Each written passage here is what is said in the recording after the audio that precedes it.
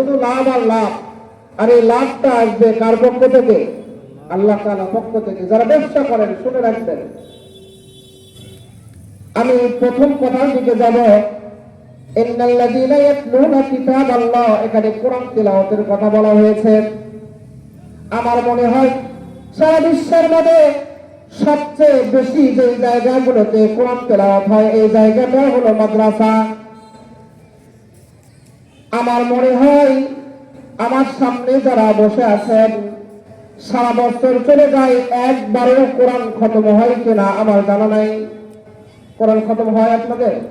তিলাওয়াত করেন, শিখছেন তাই না? ছোটবেলায় কোরআন শিক্ষা করেননি, কিন্তু তিলাওয়াতের সময় হয় না। ওই যে কোরআনটা বাড়িতে নিয়ে গিয়ে শোকেজের উপর রেখে দিয়েছি, সময় হয় না তাই না? বিভিন্ন কাজে ব্যস্ত। আজ থেকে 15-20 বছর আগেও ঘরে ঘরে কোরআন তিলাওয়াত হয়েছে, কিন্তু বর্তমান যুগে ডিজিটাল মোবাইলগুলো হাতে আসার পর থেকে আর কোরআন তিলাওয়াতের সময় পাওয়া যায় না।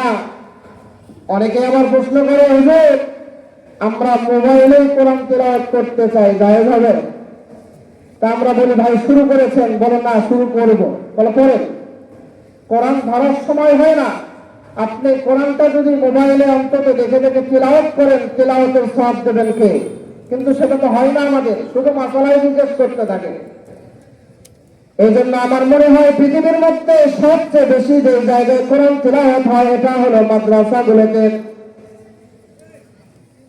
আপনাদের মধ্যে আধুনিক একটা মাদ্রাসা প্রতিষ্ঠা হয়েছে। এখানে আমাদের বৈশিষ্ট্য, সবচেয়ে বড় বৈশিষ্ট্য হলো দুটি। প্রথম নম্বর বৈশিষ্ট্য, আমাদের আখিরাত নিয়ে চিন্তা করে আমাদের কোরআন শিক্ষা দেওয়া। শুধু শিক্ষা নয়, এই মাদ্রাসা থেকে আপনারা দোয়া করবেন আল্লাহ তাআলা যেন প্রতি বছর অন্তত একজন করে হইলেও হাফেজ কোরআন এখান থেকে বের হওয়ার তৌফিক দেন, বলুন আমিন। আমার অনেকেই বলে থাকে মাদ্রাসায় জেনারেল শিক্ষা দেওয়া হয় না। মাদ্রাসার ছাত্ররা ইংলিশ পড়তে পারে না, মাদ্রাসার ছাত্ররা গণিতে কাঁচা, মাদ্রাসার ছাত্ররা বাংলায় কাঁচা, এমন ধারণা অনেক সাধারণ মানুষের মধ্যে আছে না নাই? এই জন্যই আমাদের দ্বিতীয় নারায়ে